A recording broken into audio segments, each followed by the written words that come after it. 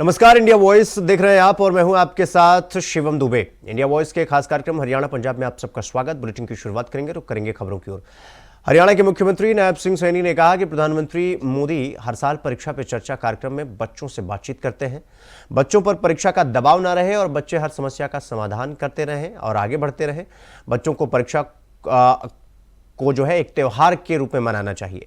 बच्चों के अंदर हौसला बढ़ाने और उनमें एक विश्वास बढ़ाने का प्रधानमंत्री मोदी परीक्षा पे चर्चा करते हैं और प्रधानमंत्री मोदी ने आज अलग अलग विषयों पर बच्चों से चर्चा की।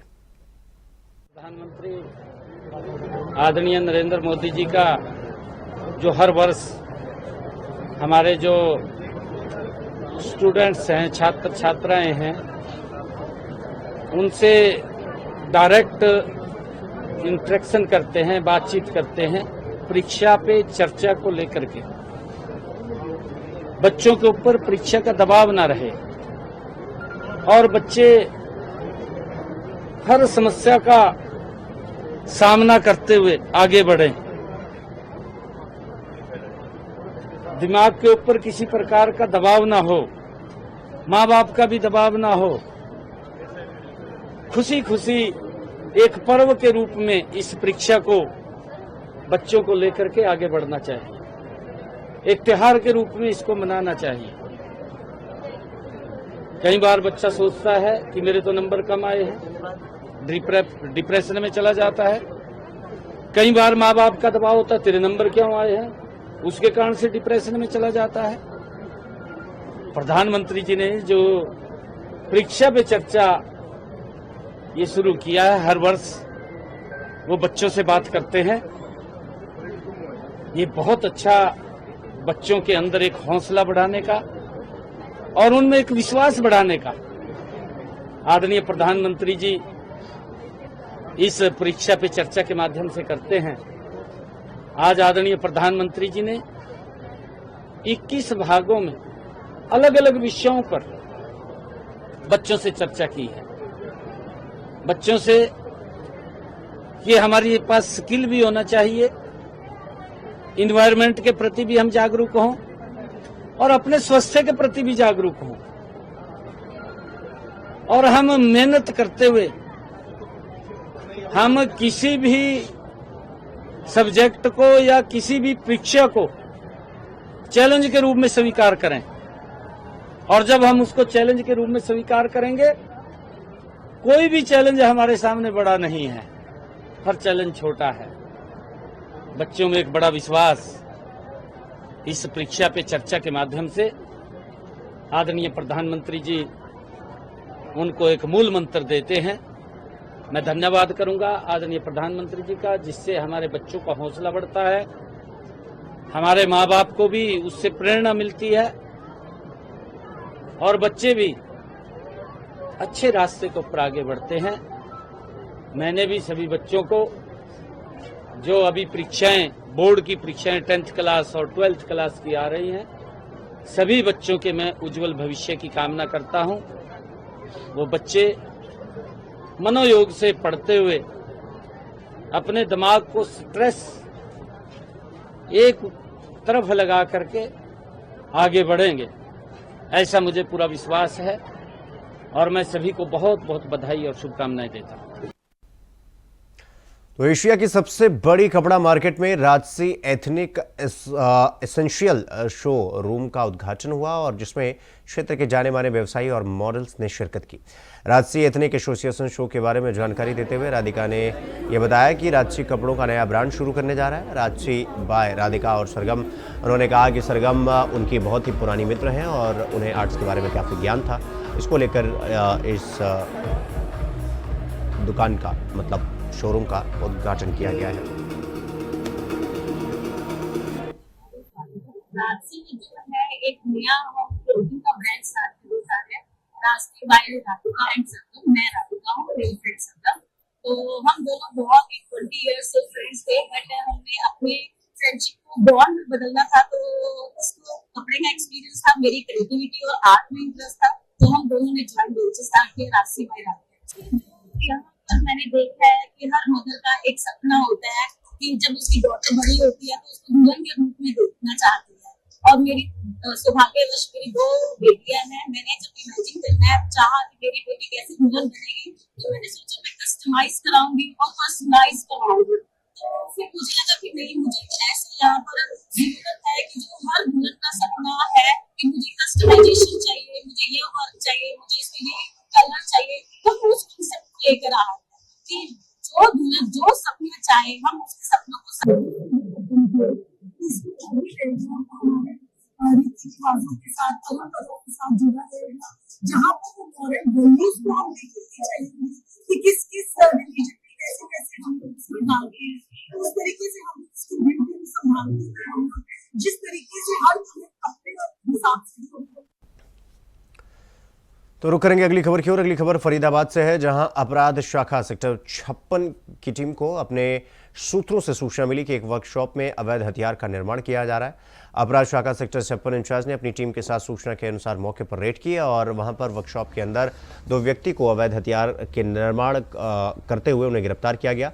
पूछताछ में पता चला कि दोनों आरोपी उत्तर प्रदेश के रहने वाले हैं। आरोपी ने बताया कि वो वर्कशॉप संचालक को पिछले 10 से 12 साल से जानता है। पिछले 1 महीने से इस वर्कशॉप में जहां वो काम कर रहा था। दोनों आरोपियों को मामले में अधिक जानकारी और वर्कशॉप संचालक की गिरफ्तारी के लिए 8 दिन के लिए पुलिस रिमांड पर ली गई। जी 8 फरवरी को क्राइम ब्रांच 56 की टीम गश्त पर थी।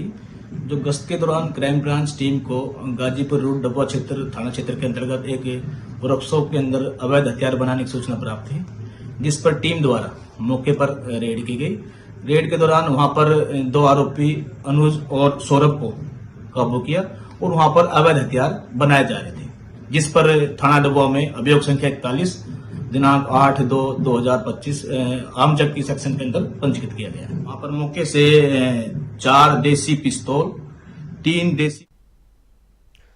तो अगली खबर फरीदाबाद से है, जहां एक विवाहिता की संदिग्ध परिस्थितियों में मौत का मामला सामने आया है। दरअसल आपको बता दें, घटना बीते कल देर शाम फरीदाबाद के बल्लभगढ़ स्थित सेक्टर 3 की है।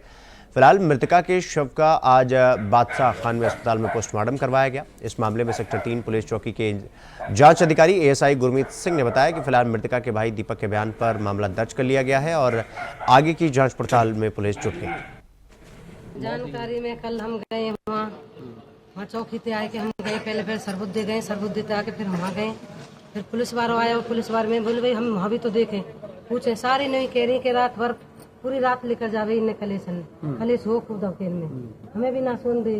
पिछली बार ये 3री मंजिल पे रहती, इनने बोली मैं ये मारी है इसने, आप नहीं मरी, वो बहुत अच्छी लड़की हो। पड़ोसी ने बताया, पड़ोसी ने सारे पड़ोसी यही बोले कि इसने मारी है ये।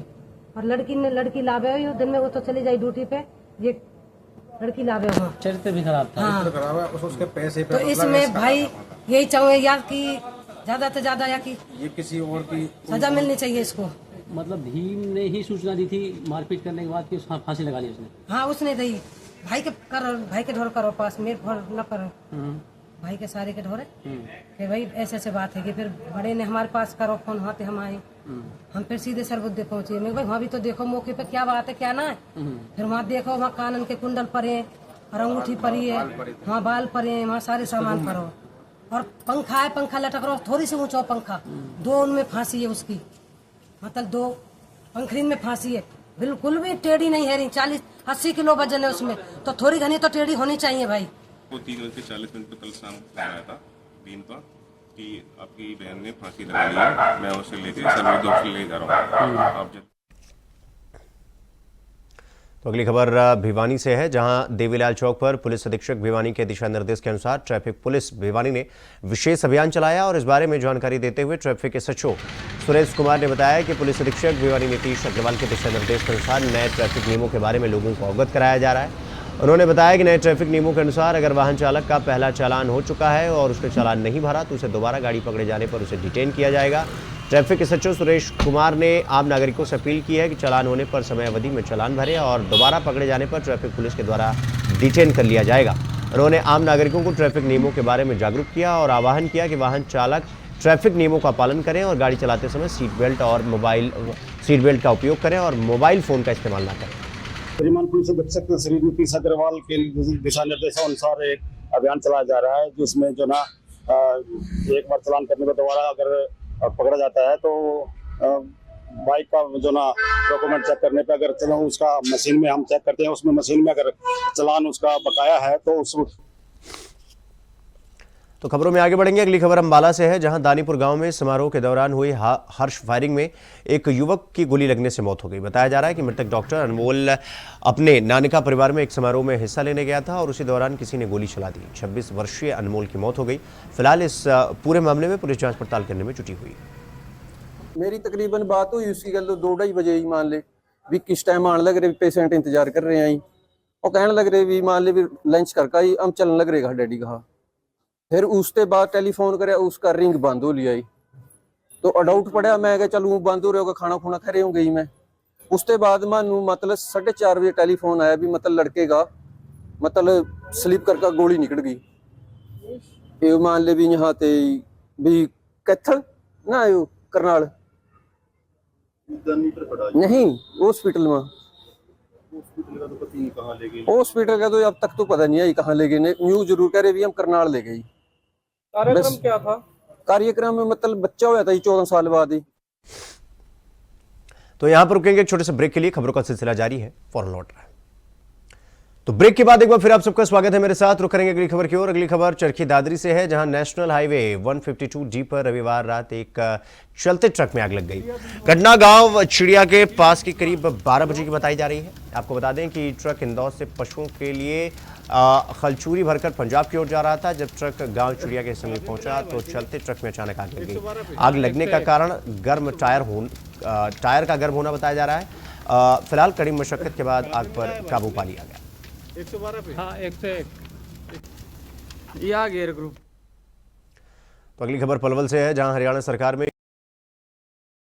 और उद्यमिता, खेल और कानून विधायी राज्य मंत्री गौरव गौतम ने आज वीरांगनाया झलकारी बाई राजकीय कन्या वरिष्ठ माध्यमिक विद्यालय में परीक्षा पर चर्चा कार्यक्रम में शिरकत की। इस अवसर पर एलईडी के माध्यम से प्रधानमंत्री नरेंद्र मोदी का संबोधन छात्राओं को दिखाया गया।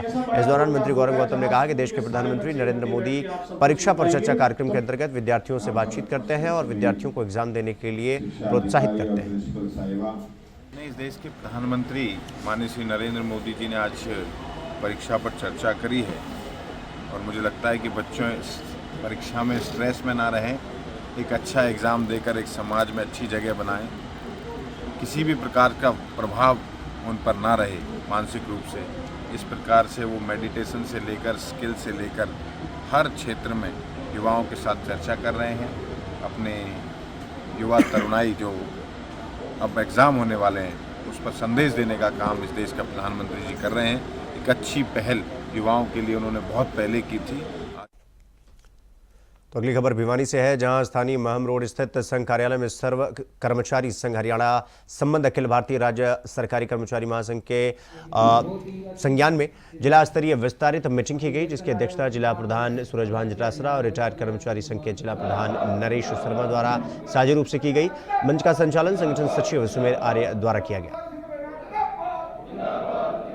जो सर्व कर्मचारी संघ का वर्तमान आंदोलन है उसको लेके भिवानी जिला की विस्तारित मीटिंग बुलाई है। इस मीटिंग में हम जो अभी तक 2 प्रोग्राम हमने दे रखे थे विधायकों को ज्ञापन देने का, प्रदेश के तमाम विधायकों को सर्व कर्मचारी संघ ज्ञापन दे रहा है प्रदेश का अलग से वेतन आयोग गठित करने को लेके, और ये जो महंगाई है इससे पार पाने के लिए 5,000 रुपए अंतरिम राहत को लेके 1-2 फरवरी और 8-9 फरवरी को पूरे प्रदेश में सर्व कर्मचारी संघ की तरफ से सभी विधायकों को ज्ञापन देने का कार्यक्रम है। और इसी रुक करेंगे अगली खबर की ओर। अगली खबर यमुना नगर से है, जहां पुलिस थाना गांधीनगर के अंतर्गत मानसिक रूप से परेशान एक युवक ने घर में लेंटर की खूंटी से फांसी लगाकर अपनी जीवन लीला समाप्त कर ली। सूचना मिलने पर पुलिस मौके पर पहुंची और शव को कब्जे में लेकर पोस्टमार्टम कराने के बाद शव परिजनों को सौंपकर आगे की जांच पड़ताल करने में जुट गई। ये ना मतलब नशे का आदी था, रोज स्मैक करके आता था। तो महीने पहले इसके पिताजी गुजर गए, अब शायद इसी गम में था, रोज आता था, काम पे जाता था। फिर आज एकदम से पता लगा इसने सुसाइड कर लिया था। आज ये घर पे अकेला था, एक्चुअली घर पे था नहीं कोई। अब उसके बाद तो हमने सुबह देखा कि हाँ भी सुसाइड कर लिया। तो कैसे सुसाइड किया हुआ था? सर लटका हुआ था शेड से। ये नाम क्या इसका? आकाश, कितनी उम्र है? 24 साल। तो काम क्या करता था ये? सर वेल्डिंग का मिस्त्री था। तो क्या कोई परेशान चल रहा था या? नहीं सर, परेशान तो नहीं था, ना कोई टेंशन थी इसे, पर पता नहीं एकदम से क्या हुआ इसके साथ। शादीशुदा था? नहीं, शादीशुदा नहीं। तो अगली खबर पटियाला से है, जहां किसान मजदूर मोर्चा भारत और संयुक्त किसान मोर्चा शंभू खनूरी रतनपुरा में दो अलग अलग सीमाओं पर फरवरी 2024 से चल रहे गैर राजनीतिक दिल्ली आंदोलन में किसान मजदूर की जायज मांगों को लागू कराने के लिए किसान मजदूर संघर्ष कमेटी शंभू फ्रंटियर फ्रंट के प्रांतीय नेता और किसान मजदूर मोर्चा के संयोजक वरिष्ठ किसान नेता सरवन सिंह पंडेर और किसान नेता जर्मनजीत सिंह बड़ाला ने प्रेस कॉन्फ्रेंस कर बयान जारी कर कहा कि किसान मजदूर के हक के लिए ये संघर्ष शुरू किया गया था 13 फरवरी को और 1 साल इसे पूरा होने जा रहा है। इस संबंध में 13 फरवरी को देश भर के किसान मजदूर संगठनों के प्रतिनिधियों की वार्षिक बैठक की गई। तो अगली खबर पंजाब से है, जहां आज भारतीय किसान यूनियन कादिया के किसान ने समराला के माछीवाड़ा रोड पर स्थित फॉरेस्ट रेंज ऑफिस के बाहर रोड जाम कर अपनी मांगों को लेकर धरना दिया। वन विभाग के खिलाफ जमकर नारेबाजी भी की गई। किसानों ने खन्ना नवा शहर रोड को पूरी तरह से जाम कर दिया। इस धरने के कारण खन्ना नवा शहर रोड पर वाहनों की लंबी कतारें लग गई और इस मौके पर प्रदर्शनकारियों से कहा गया कि समराला से माछीवाड़ा और रोपड़ से गाड़ी पुल नहर के किनारे सड़क पर 5-5 फुट तक झाड़ियां उगाई हैं, जिसके कारण आए दिन हादसे होते रहते हैं। तो अगली खबर पटियाला से है, जहां आत्मा राम स्कूल के मैदान में कूड़े के ढेर से बम बरामद हुआ और एक राहगीर ने ट्रैफिक पुलिस कर्मियों को सूचना दी कि यहां बम पड़ा हुआ है। ट्रैफिक पुलिस के प्रभारी एसआई मौके पर पहुंचे और जांच शुरू की। पटियाला में ऐसा रॉकेट बम मिलना बड़ी बात है और मौके पर पहुंचे एसपी पटियाला ने कहा कि हमें एक सूचना मिली कि यहां पर रॉकेट लॉन्चर जैसे विस्फोटक पदार्थ मिले हैं। हमारी बम स्क्वाड टीम मौके पर पहुंची और हमें ये सब बरामद हुआ।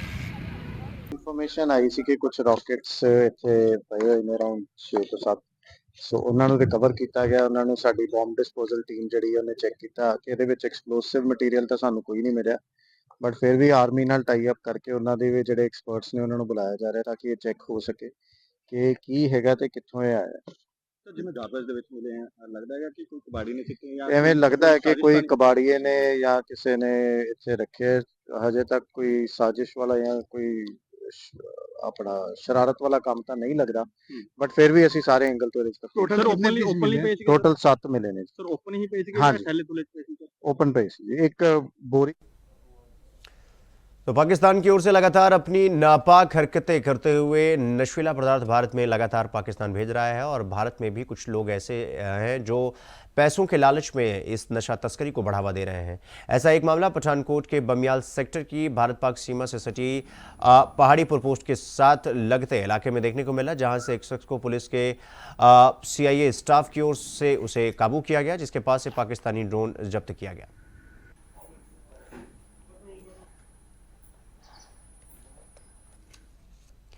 अगली खबर पटियाला से है, जहां मोटरसाइकिल चोरी करने वाले गिरोह के 4 सदस्यों को पुलिस ने गिरफ्तार किया। उनके पास से चोरी की गई 5 मोटरसाइकिल बरामद की गई। आपको बता दें कि आरोपियों को माननीय अदालत में पेश किया जाएगा और आरोपी को पुलिस हिरासत में जेल भेज दिया गया। साडी थाना बख्शीवाड़ा की टीम ने SHO सुखदेव सिंह ते चौकी incharge century enclave ASI Gurvinder Singh की टीम ने 4 बंदे गिरफ्तार किए हैं, जिन्हों दे विच एक तबलाण तो सफ़ी मुहम्मद है ते 3 हैगे ने बेबीपुर पिंड तो लवप्रीत मनदीप ते सतगुर। ये 4 बंदिਆਂ ਨੂੰ गिरफ्तार किया, जिन्हां तो चोरी दे कुल 5 मोटरसाइकिल गिरफ्तार रिकवर किए। कितों मोटरसाइकिल चोरी करते थे। तो हरियाणा पंजाब में आज के लिए बस इतना ही। देश और दुनिया की तमाम खबरों को देखने के लिए देखते रहिए इंडिया वॉइस। नमस्कार।